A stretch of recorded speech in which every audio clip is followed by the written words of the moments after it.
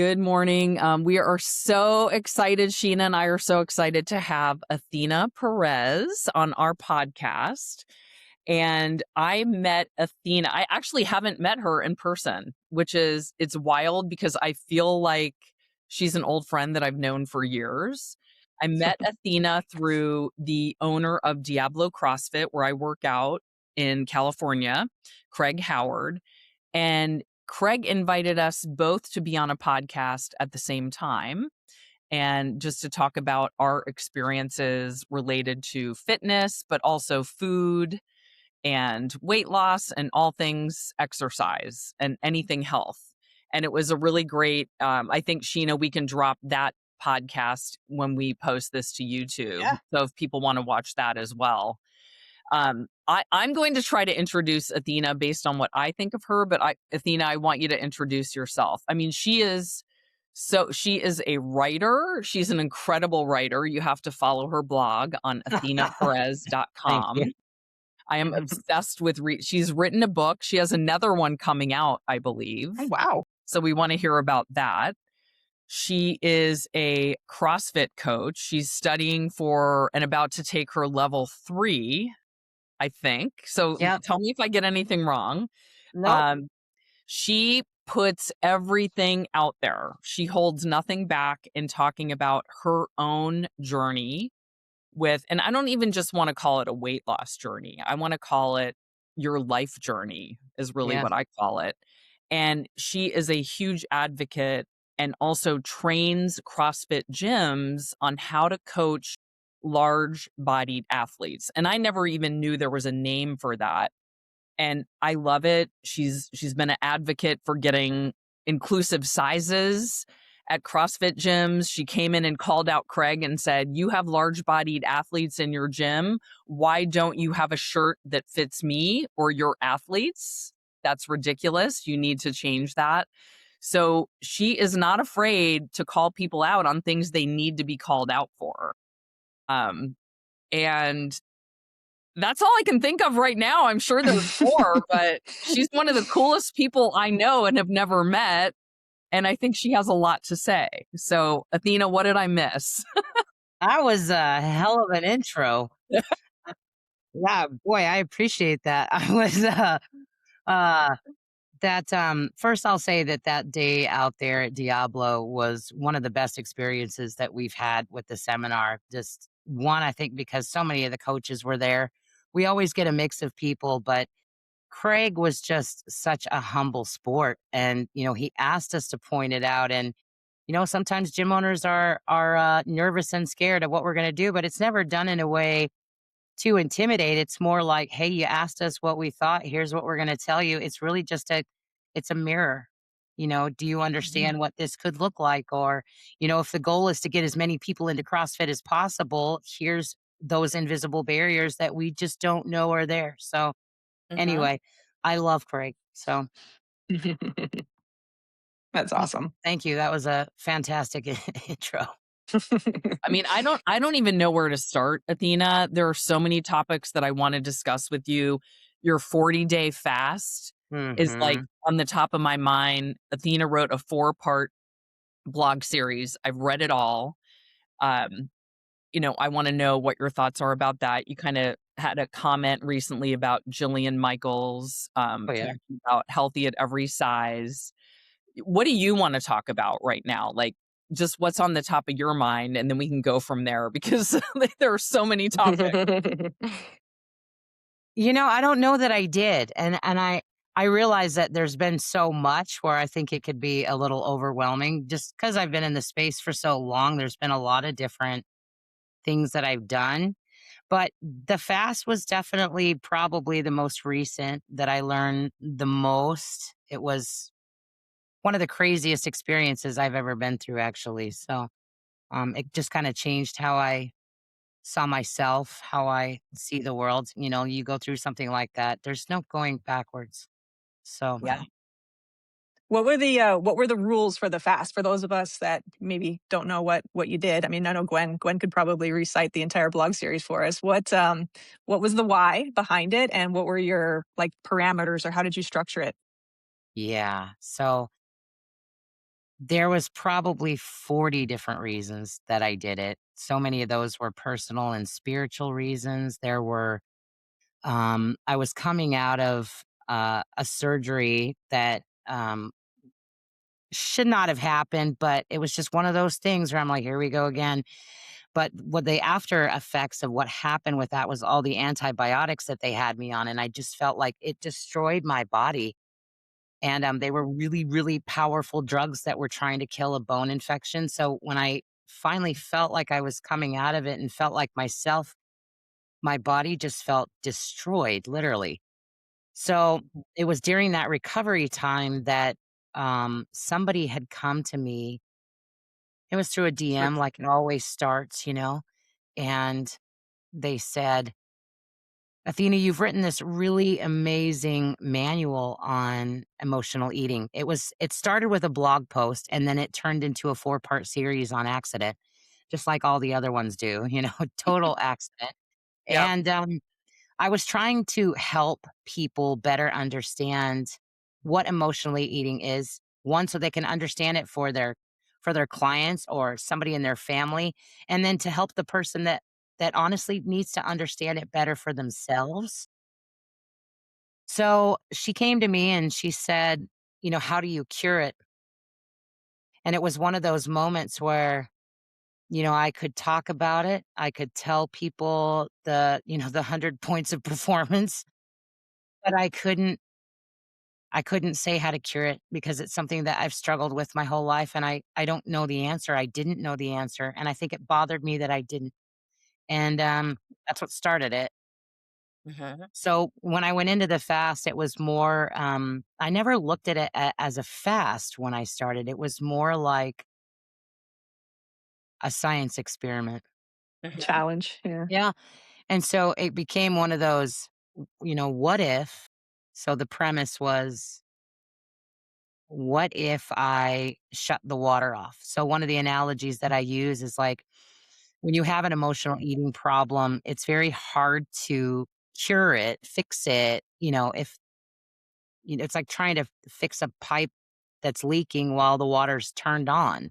Mhm. I'm not saying it's not possible, but I wanted to understand what would happen if I turned the power off, What would Mhm. I find on the other side of that? And so it was more like I was reading a lot of information on neural pathways and neural psychology and neural what are they- I'm trying to remember all the words. One of those ologies. Yeah, I was deep diving and um, I thought, well, could I during that fast, was I didn't know how long it was going to be when it started, but the idea was if I do this fast, could I rewire those pathways that were clearly still turned on? Mhm. And I didn't know how long it was gonna take. I knew it was gonna take time, but, so anyway, that's how it started. And then, the day I said, "Okay, we're gonna go. This is what we're doing now." I didn't know that it was gonna be 40 days. That decision Mhm. didn't actually happen until day 13. Wow. And Wow. how that started was I was on Instagram killing time, it was getting very quiet. That's what happens when you're on a fast. And, I was trying to keep my attention elsewhere, and I came across a post by Marcus Luttrell. I don't know if you are Mhm. familiar with who he is. And, he was on Instagram. His wife, Melanie, was doing this little filming of him, and he had just come out of his 40-day fast. And that's what caught my attention. And so I was like, "Whoa, what is this?" And so one of the other posts on his Instagram that followed shortly thereafter was he was a guest on a podcast where this podcast guest was talking to him about, what did you learn? Blah, blah, blah. Well, one of the questions was, what was more challenging, SEAL training, the mental part of SEAL training or that 40-day fast? And there was no hesitation in his voice. He said it was the 40-day fast, hands down. And I think Wow. the minute that he said that, I was like, ooh, Hmm. if you're telling me like, I'm never gonna be elite on the physical side of CrossFit, but could I be elite in my mind? And Mhm. I want to know what he found. What did he find during that? And what did he find on the other side of it? And I wanted that too. So I knew it was gonna be crazy. I knew that there's risks when you decide to do something like that. There's honest risks. Mhm. And Mhm. so it was scary. It was scary parts of the way through it, but anyway, that's how it was born. Wow. Wow. I think it's interesting you mentioned, like, we talked about a 40-day fast, and right away you're like, "There's probably 40 reasons to do it," Yeah. and I was like, I'm curious if, like, if that actually, like, if you kind of, upon reflection, like, did were you able to list out things, or, like, I imagine there's a ton of meditation that goes into there. Are there certain things that you're willing to share, like the whys that kind of presented themselves during that 40 days? Um, yeah. So there was the emotional eating side that I know, that was still there. I I think that this is the best way to explain it is you don't I had lots of reasons, I wanted to sit in prayer. I had gotten to the point where I was feeling, again, I think part of this is you have to consider the mindset. It was just one more time that I felt like I had to take a couple steps back. And that's happened so many times since I started this journey. And I've always had one big goal in mind that it just felt like another time where, God and the universe were saying, nope, not this time either. And I think I had just reached that point where I'm like, what do you want? Mm, What do you want me to do? And so some of them were, we've been doing this seminar, and there was times when I questioned, like, is it even making a difference? Should I continue? Should I not? Um, getting the L3, that L2 is going to expire. And it was like, now is the time to level up or not. And it was just basically putting my life in my hands and taking it to God and saying, I need help in all these areas. So I'm going to pray mhm. about it, and I'm going to have you tell me, you know, whatever comes out of this, I'll follow. Wow. And Wow. what did come That's out of awesome. it? Wow. uh, well, it changed this second book dramatically. I think, Mm. how do I explain this?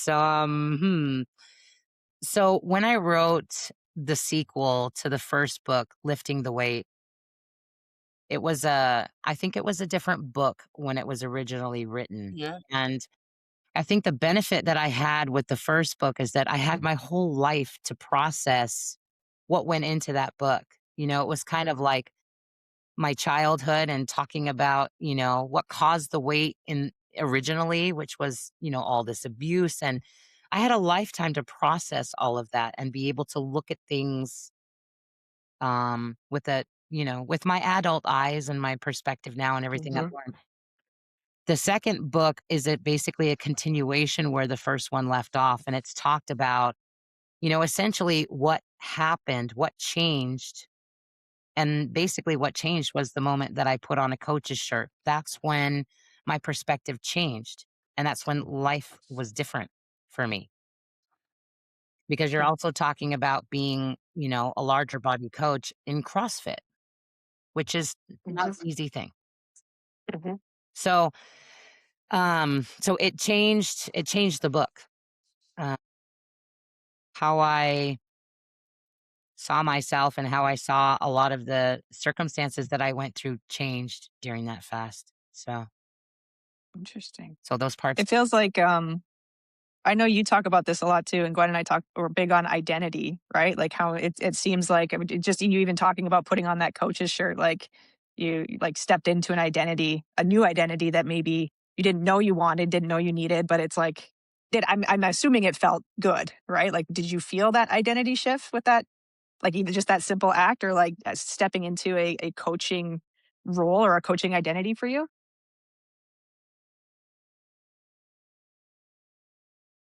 I don't let's see. How do I put this? So I don't when I went to my level 1, I didn't know that I was going to want to be a coach. That was the furthest thing from my brain. I thought, Sevon was the one that had suggested. He's like, "Ah, Athena, go get your level 1." And I was like, "Okay, great. This is gonna be awesome." I had no interest in coaching at that point. Mhm, Um, but the circumstances of the first affiliate that I was ever at, the circumstances had changed, and it was time to move on.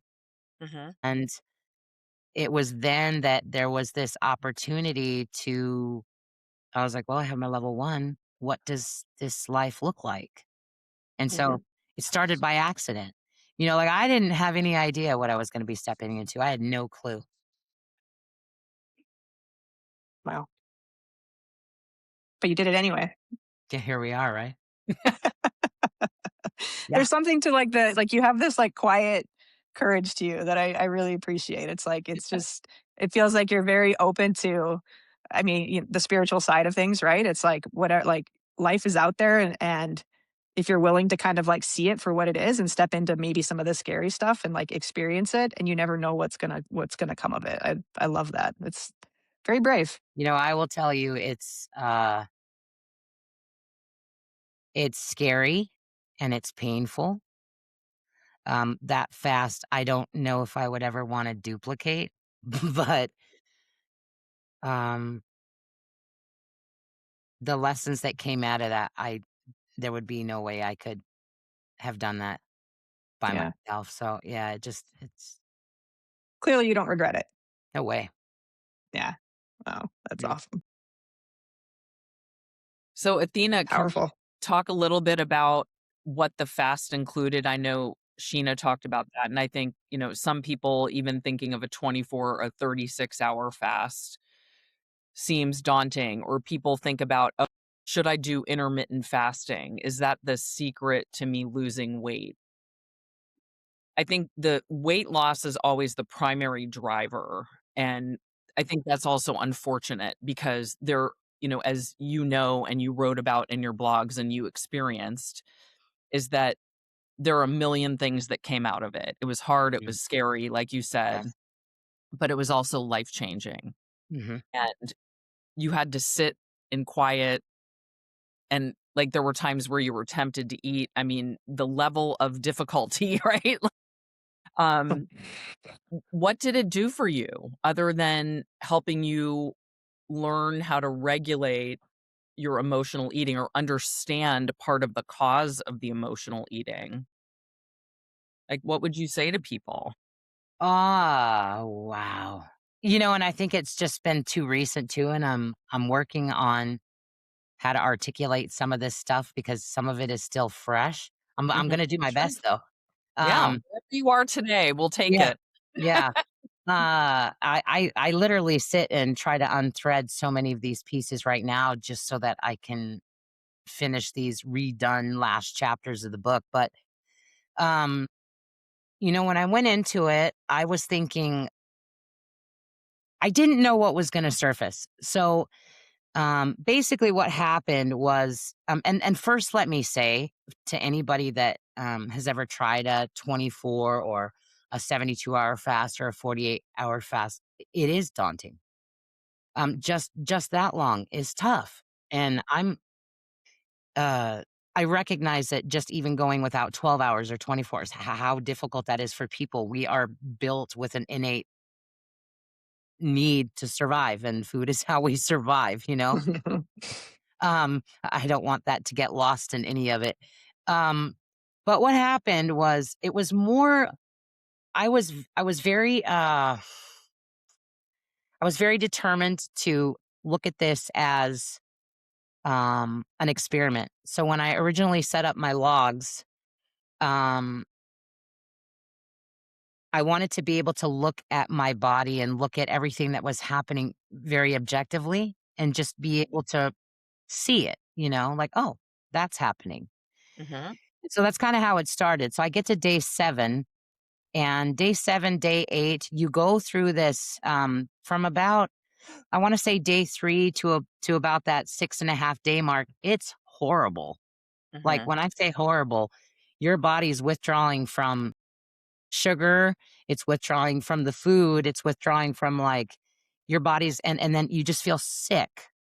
So I mhm, felt like I was on the couch those couple days. I felt sick, I didn't feel good, like, a lot of cloudiness, And then day 7 or 8, it just kind of went away. The food noise that I'd struggled with my whole life, it was just gone.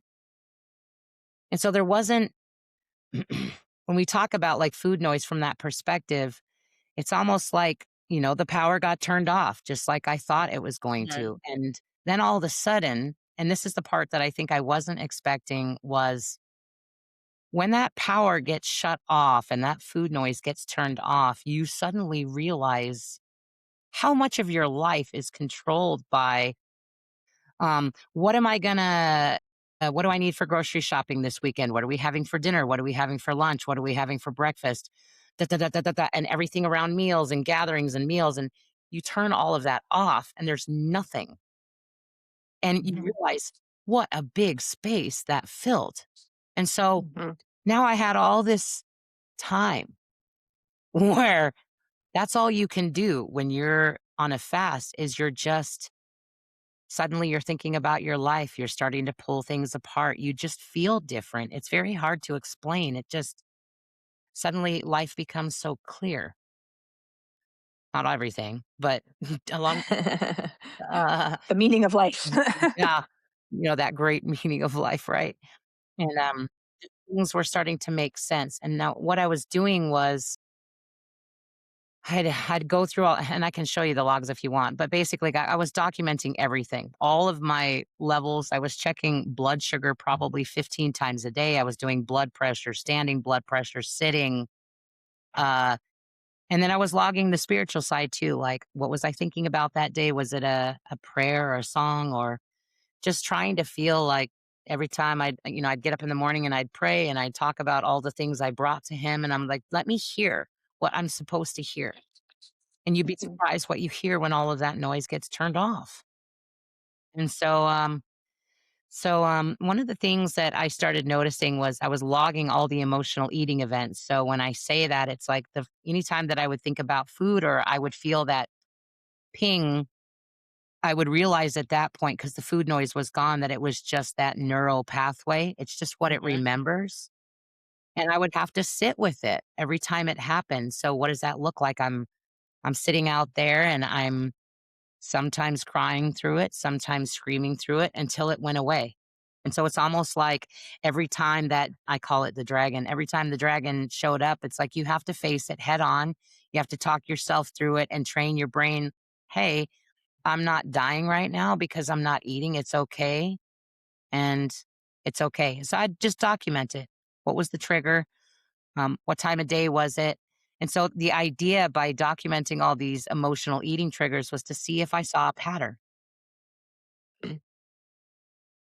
Wow. and patterns started emerging. Wow, what a shock, So, and so one of the things that came out extremely early is like just like the time of day, the pattern started surfacing pretty clearly that it always kind of started either mid-morning or mid-afternoon, which is the heaviest volume of my day. And so Mhm. I'm like, Mhm. "Oh, you're getting stressed because this is your coping mechanism for," and it's not always stress, it's just like you get busy, Busy. Yeah. you know?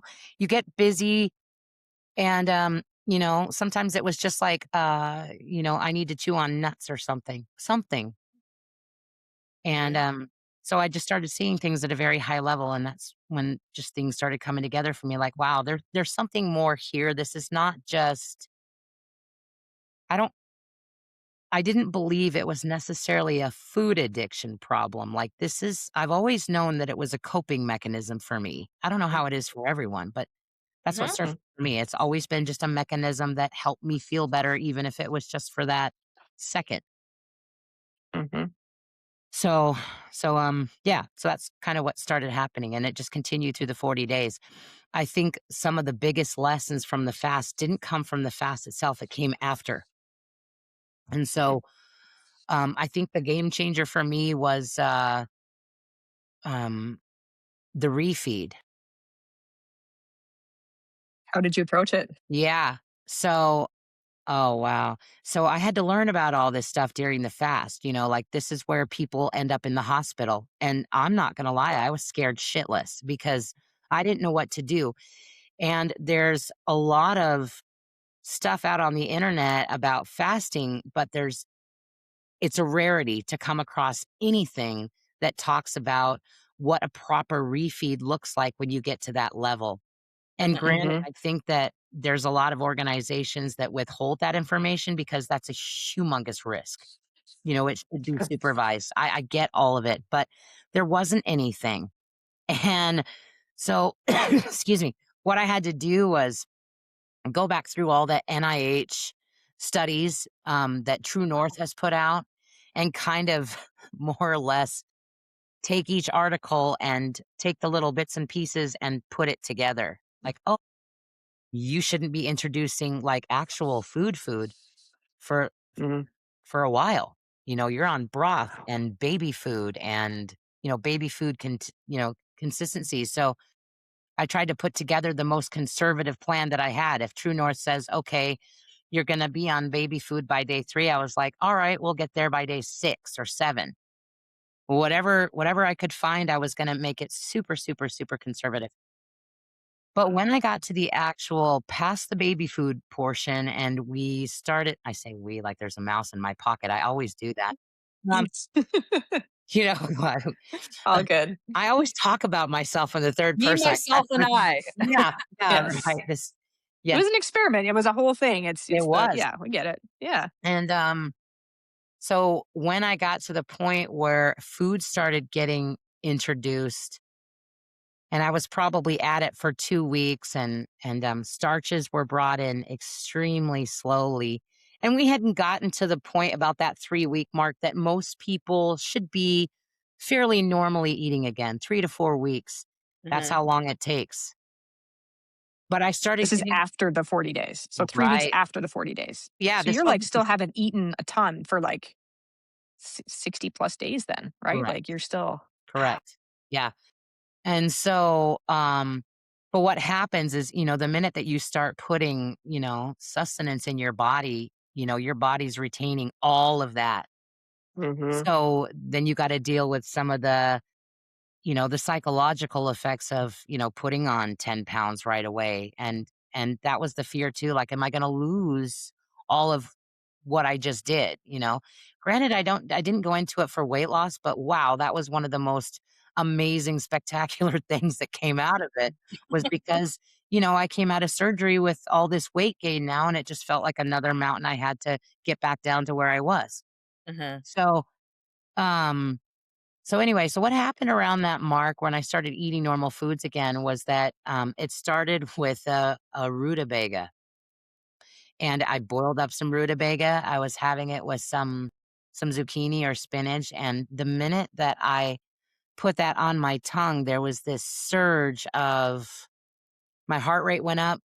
I could feel my heart rate beating like bum bum bum bum bum bum bum, and I was looking at my watch and the heart rate just kept going up and up and up. And I'm like, oh my gosh, what is happening to me?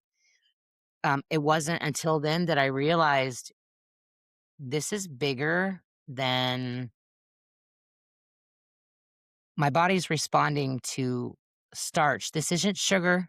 This isn't, Mhm. you know, a ding dong. This is Right. a Mhm. rutabaga, Right. something Yeah. that, the health world says this is healthy and normal. And I saw the response that my body had to it, and so I documented. It was anomaly, right? It was the first time that it happened. So what I started doing was try it with other things. What are other healthy things? So basically what you're doing is I was trying to understand, like, is this all starch? Like, is this how my body responds and has responded my whole life and I just didn't know? Mhm. Like, wow. So the goal at that point shifted to like deliberately poke the bear. So I started poking it with oatmeal and sweet potato, and long story short, found that my body has a physical response to anything over about a 45 on the GKI.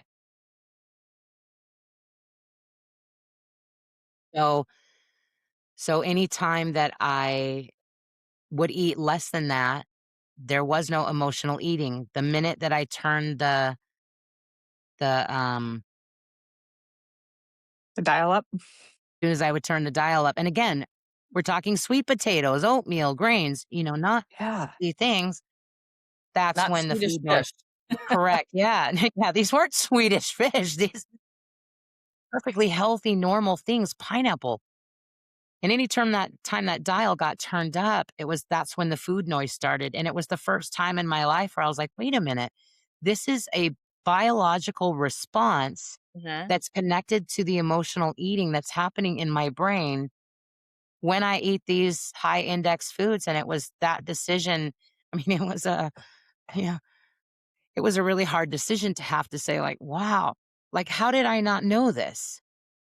How did I not know? Or how have I been convinced by the medical community that the 2 were not tied together, that it was in my head my whole life," you know? It was Mhm. powerful to come out of Yeah. it with that and say, "Hey, I get a choice," you know? Yeah. Like, yeah, you can have all these things and you can still continue to eat all these things, but you can make a decision based on what you know now. Huh? Right. What So you know about you, like, as the individual, right? Like, my there's I think biology, my body, right? yes. Yeah. And, Yeah. and that's the day that it was like, this is a no-brainer now that I know how everything works, and that day forward, there hasn't been any other episodes, Mhm. so it was just That's a How do you feel, like, about, like so as a like, I love food. I would be like, are you okay with it? Do you like knowing that information, or are you like, "Damn, I can't eat sweet potatoes," or, like, "I can't eat oatmeal," like, is there a part of you that's, like, sad? I think that I think there was a grieving process, right? Like, I'm never Yeah. gonna be able to have I'm sad for you. you know, I'm never gonna be able to have a molten cake from Domino's again? Yeah. No, I think it was more like those all of those things are still available to me. Mhm. And would there be certain times where I might say, "You know what? I'm gonna ignore what I know might happen and just enjoy this piece of carrot cake today." Has it Right. happened Right. since? No, but the choice is there. I think it just when you see it so clearly, and I think it just gave me a whole new appreciation. You know, when I went into that and I prayed for an answer, I got it. Now it doesn't mean that I was gonna get the answer I was hoping for. It Right. meant Right. you asked, now you know, what are you gonna do with it? You can either be a Right. prisoner to it, or you can make a decision to change the way you eat and finish what you started. So, Right. Right. Yeah, that information is powerful, right? And now it's up to you how you use it. Like, I love your sense of empowerment and ownership. That's I think a lot of people are scared to accept their own, right? Like, to feel empowered and to then actually, like you said, holding up a mirror, right? Like, when you have the answers, it's so much. All of that pressure is now on you to, like, make the choices that you want to make, or like the best choices for yourself, right? But it's so much easier sometimes for people just to hide underneath that and not, like, oh, that's not true, I'm just gonna put that aside or ignore that information, right? And as coaches, how, like, I think a big part of our job is helping people get to that place where they're like, you have everything, like, you have the knowledge now it truly is like everything's in your control, and, like, you have the choice to go forward with this information and make the best of it, right? Make the best choices you can. And that's like a blessing and a curse, I think, to people. it is. Mhm. It definitely is. It was, I'm choosing to look at it as a gift rather than, "Oh, Athena, you can't have these things." Sure, I can, I'm just choosing not to, and it's way easier to make Right. that choice now. Yeah. Wow, that's awesome. Yeah. I mean, Um, powerful can that I ask, so, like, what does your nutrition look like going forward now? Like, sorry, G, I no, go cut you off ahead. there. Like, what is a daily or a weekly, like, are you still in the experiment mode where you're logging everything? Like, you're still reflecting, or you kind of do you eat like what's it, intuitive eating? Like, how do you structure your nutrition going forward from Well, that fast? nutrition for me now is different because there's still a weight loss goal here. So deficit is 1,000% on the forefront. However, what I learned from the fast is how I need to structure what that day looks like. Now, whether it's being in the deficit or a normal amount of calories, it wouldn't matter. What mattered was how those meals need to be structured and what foods I chose. So Mm, it is really, really high proteins and fats, and carbs are pretty low. Mhm. So mhm. really low glycemic. Um, uh, mostly vegetables. I eat a few fruits, berries, apples. That's about it.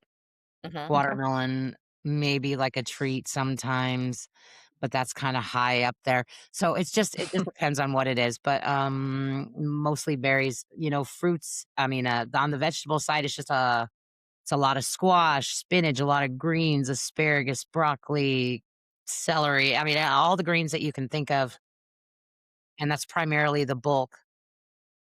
So, Nice. Squash a does lot of it? huh? You're good with squash? Oh yeah. Okay, good. Nice. I like all kinds of squash, butternut squash, zucchini squash, summer squash, yellow squash. I mean, it doesn't matter what it is, but that's a humongous bulk of what I eat. Yeah, that's great. Mhm. Yeah, I was just curious if that spiked you at all or gave you that, kind of reaction that you got with the rutabaga, or that's good to know. No. I So, thought what butternut squash would do it, but it didn't. okay, that's Nice. that's another gift then, right? Yeah.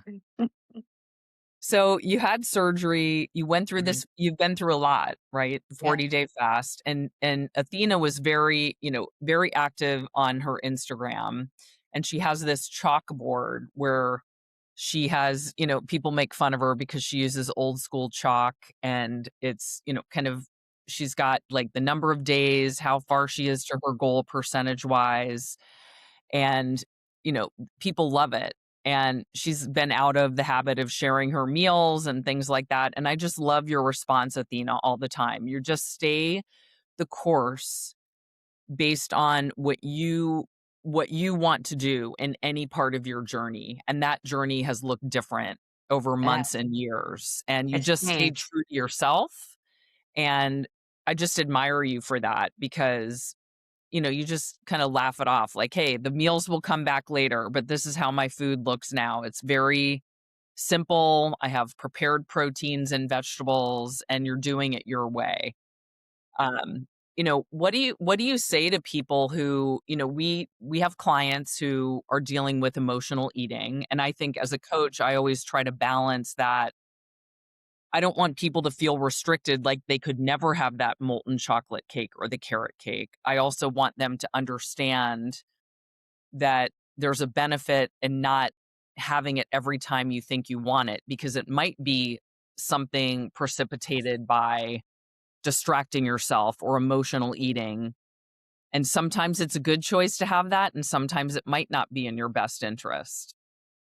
So if you were coaching a large bodied athlete or anyone who was saying, what do I do? How do I manage my emotional eating? What would you say to them? Mm. Hmm. That's Uh, a loaded question. yeah. Well, it is because people emotionally eat for a variety of reasons. There's 1,000 reasons why people Mhm. do it. And so it's very person centric, obviously.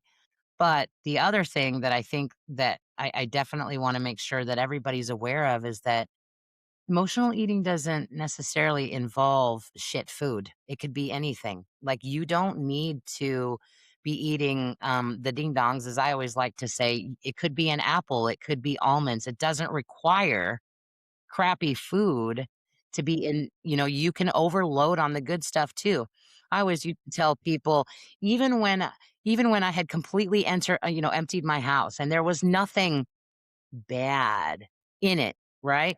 I could still find stuff to emotionally chew on, literally, when I had those things. It just looked different.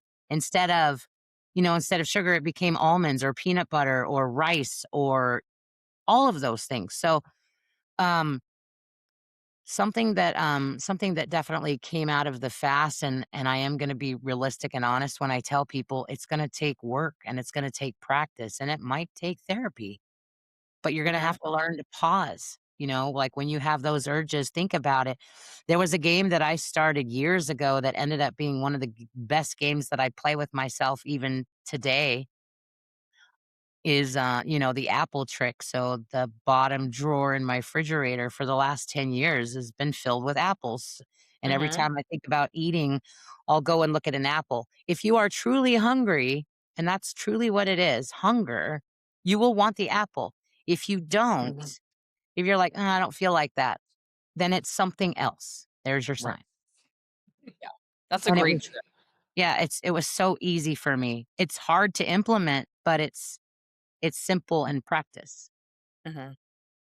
That is the true primal brain because I use that with my kids. They're 5 and 3 all the time. It's like, "I want a cookie. Here, have a piece of or have an apple slice." "No, I'm good." I'm like, "You're good. Yeah, You you're don't good. need You're the not cookie." hungry. There you Yeah. go. Yeah. But it like how early that's ingrained, right? Like that it's true. Like it's yeah. Gosh, that's crazy. Have your since the fast, have well, one, do you think you cured it? I guess can we answer that question? Do you think it's cured? No.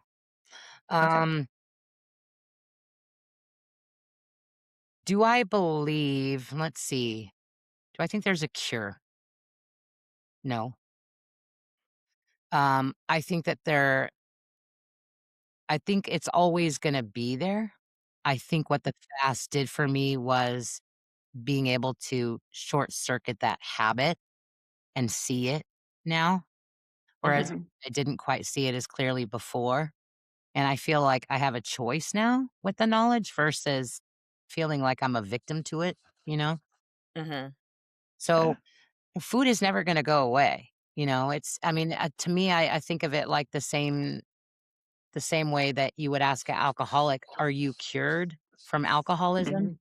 No, it's always gonna be there, Mhm. but the difference is how you respond to when those signals happen. I would say it's identical. Hmm.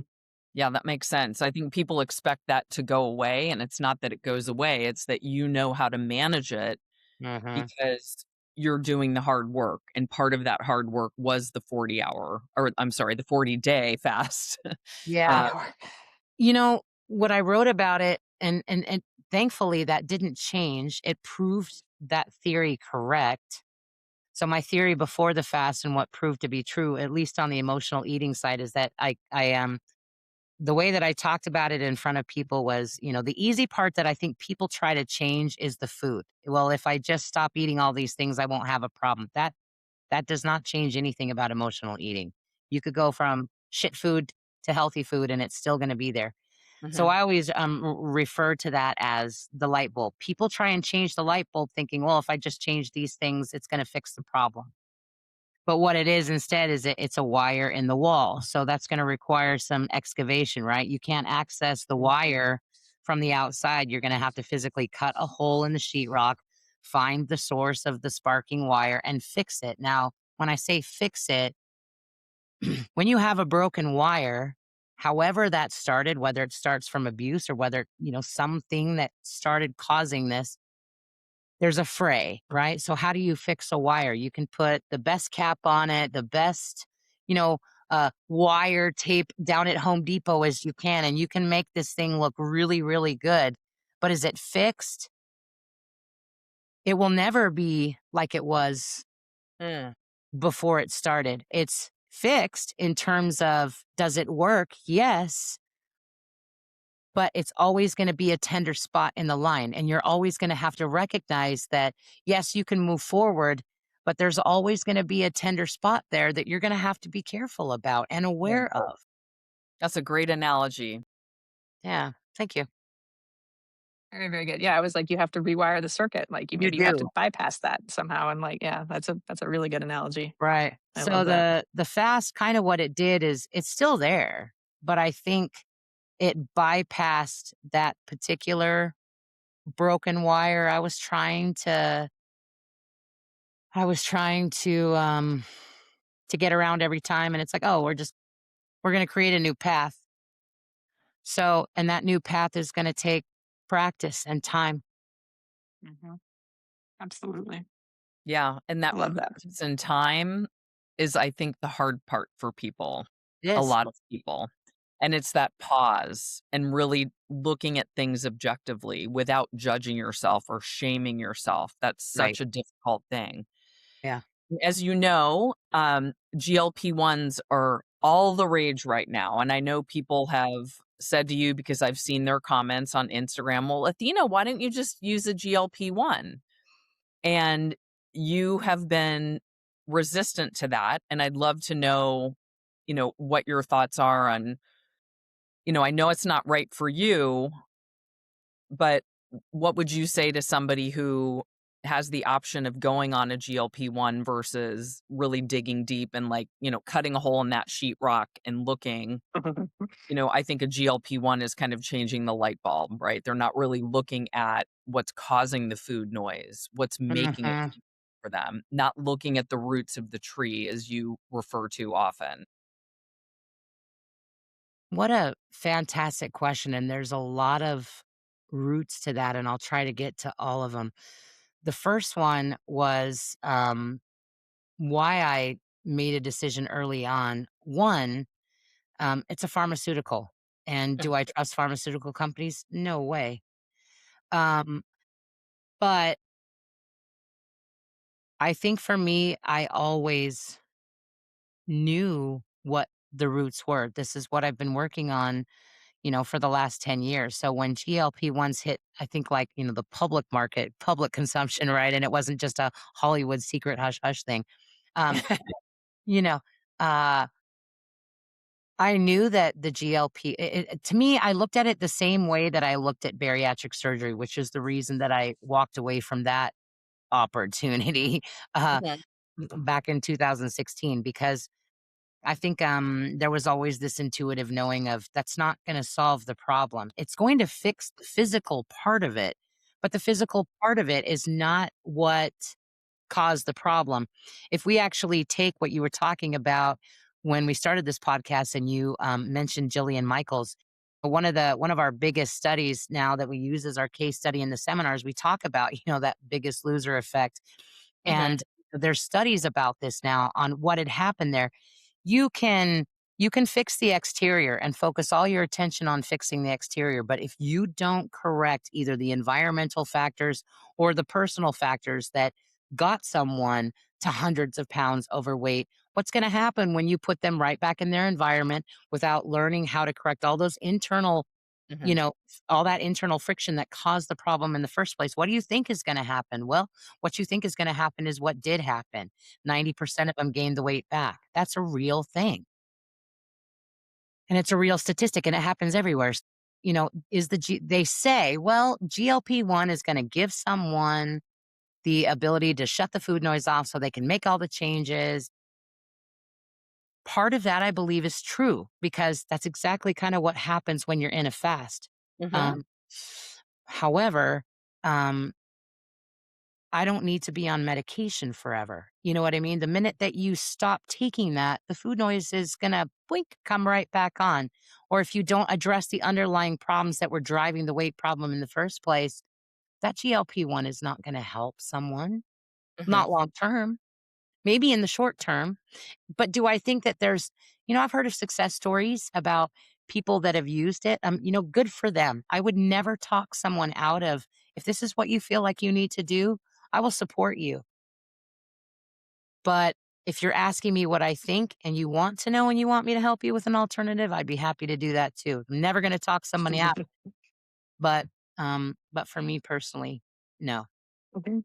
Even if it takes me Yeah, longer, like that's okay, but I don't want to be a prison to medication. comes back to information and choices, right? Like, you've got everything out on the table, like making the best decision for yourself, right? Mhm. Yeah. Yeah, get that. Thanks for sharing that. That's really cool. yeah. So, Athena, if we could maybe we should have started with this, but it's too late for that. So, just giving people maybe a little idea of, they could read your book, number one, that would be a way to find out, or read your blogs, but just, what keeps you going? You've had, like you said, here we go, it's time to climb back up the mountain, right? And life happens, things get in the way. You had a bone infection, you had surgery, you were on antibiotics.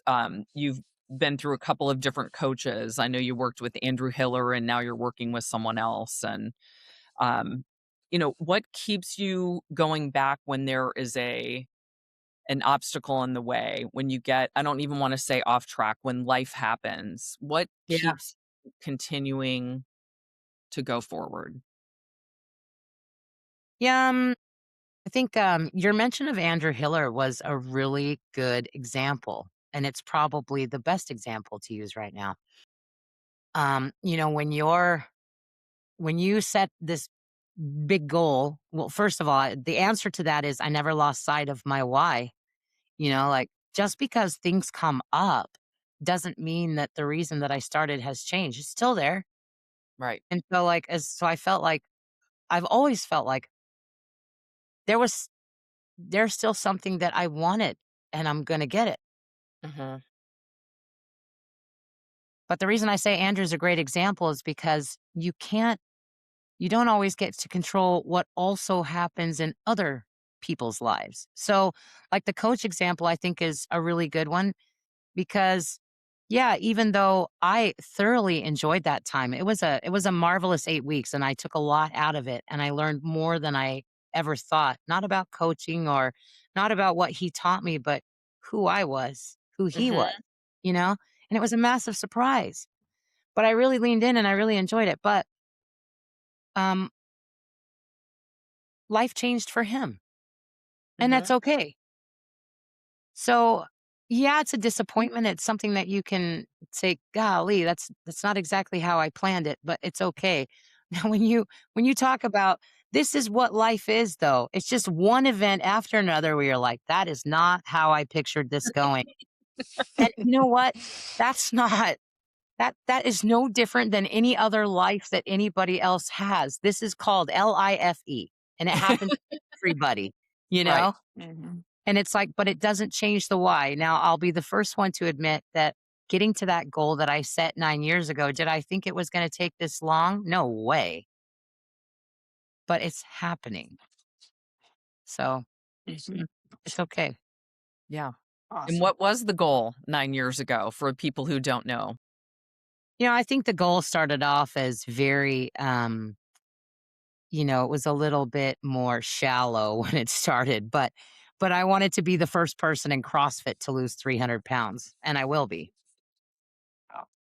So I wanted to start the 300 club all by myself. And Wow. it's a number that most people can't fathom because, well, they can't. Mhm. And that's like losing 2 people. Mhm. So Yeah. we're on the last what I call like the last sprint or so, you know. But does is that gonna be where it lands? No, based on where I'm at and what I can see visually now, because I didn't know what that was gonna look like. Like, what am I even gonna look like at 200 pounds? I don't know. Never been there. Mhm. So will it probably continue past that? For sure. But that was that was where I wanted to get to. Anything after that was just Wow. gonna be a bonus. Mhm. Wow. And It's what are you awesome. willing to share your why? Why lose 300 pounds? I just wanted Yep. to get to a I just wanted to get to a healthy weight where, I wouldn't walk into a doctor's office and have somebody say, you have obesity, right? You know? So I chose a number that was gonna put me with under the obesity category initially. So it was simple. Amazing.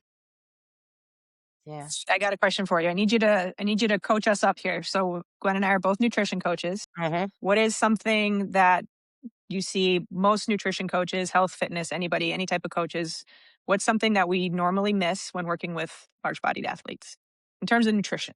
We'll start there. Oh, wow. These questions are so big. No, We go big I here. I We love go very them. big. I love them. I just wow. We haven't given you any time too. So nobody, yeah, we didn't really preface you. We didn't give you a chance. So this is all top of mind stuff. Yeah. Keep in mind. I think, well, honestly, I think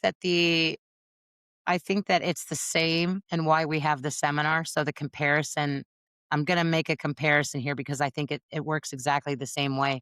One of the reasons that we have the seminar is because I think that CrossFit coaches, as amazing and wonderful they are, even at the highest level, there's blind spots. And there's blind spots because there will be when you haven't experienced it. CrossFit is different for somebody that has hundreds of pounds to lose because their body's different. So when we're talking about something as simple as, balance and coordination, their bodies are already, like bellies and what's in the front is already beyond, that normal frontal plane. Their body is already over the center of gravity. So their bodies act differently. So if you give somebody that's larger bodied, has hundreds of extra pounds to lose, and you put them on a box jump, they're not going to be able to stop and slow down the same way that Hmm. somebody smaller will be. The inertia is going to keep pushing them forward, which is why that's so scary because people legitimately get hurt. So when I say blind spot, that's what I'm talking about. It's more of a safety thing. It's not about making CrossFit like, woo, woo, let's make it. It's not Hmm. about making it soft. It's about making it safe. So when I compare that to nutrition, it's about what food means for somebody. You don't get to be hundreds of pounds extra weight or even overweight at all unless there's a different relationship with what food is for you. And so I think Mhm, um, that when you're working with somebody, definitely in the population that I work with, food is a sensitive conversation and it needs to be mhm, approached the right way. I was just mhm, in fact, I was just, having this conversation that I was exploring on a journal this morning about somebody that had reached out to me, and what I noticed is, especially from my larger bodied athletes, that the tendency is to say, um, "Hey, Athena, I'm trying to cook better too, and I really enjoy cooking, and I wanna cook meals that look like yours, but so I made this and I know it's unhealthy." You don't know how many times I hear that? Like I know that this is not healthy or hey, I ate this and there's always that tendency to try and defend it like trying to mhm, figure out how do I put this in words. Um and it's like both things can be true. You can be mhm, okay to admit that something tastes good, like pizza or chicken pot pie on a fall evening, or hell, back to those little cupcakes with the white squiggles on top, which is what I was flexing in the Ding journal. dong. Right. Like, why can't we just say and be okay with both things being true at the same time? Something can taste good and you don't have to lie or say, "Hey, I don't like the taste of pizza," or "I don't like those, Domino's lava cakes." It's okay to say, "Those taste amazing," and have it also be true in the same sentence, but it doesn't support where I'm going. So Right. I think it's just like how we approach, their past with food and their struggles and being mindful and sensitive that food is not really the driver. It's sometimes so many other things. And so we need to be aware of Yeah, that when we're working with people. yeah. Love it, love it. Always trying to be better. Yeah. Yes. Fantastic. Well, Awesome. anything else you want to share, Athena, today that you feel like our audience would need to know? And I want you to be able to share your website and your Instagram and how people can find you and learn more about what your experience is and all of those things. Yeah. Like feel free to join the ride. It's a crazy one. Anybody that uh, they can find me on Instagram at Athena Marie, B as in boy, T as in Tom. They can go to the website, which is where they'll find all the journals, as I call them. It's AthenaMPerez.com. Instagram is pretty much my hangout spot. So that's the best place to interact with me or send messages or any of those things. Yeah. Awesome. And she's very funny too. So follow her on Instagram. Well, like I said, a great writer and just with some great perspectives on, just unique perspectives based on, where you came from. And I just admire your tenacity and the fact that you are being so open to trying to figure things out for you and what Yeah. works for you and Thank you. empowering others to do the same for themselves because it is a personal journey. Um, and our path is not like the next person. So I know you're doing a lot of great things for many, many people out there. Thank you. Thank So you for that. joining Seriously. us today. Yeah. It Yeah. Was a Thank you so blast. much, Athena. This is awesome. It This was is a awesome. blast. We Thank love you. having real people, real bodies. We love talking about all of it. And you are 100% real. So thank you so much for sharing your time with us. Thank you. We're going to keep following along. All right. Bye, everyone. All right.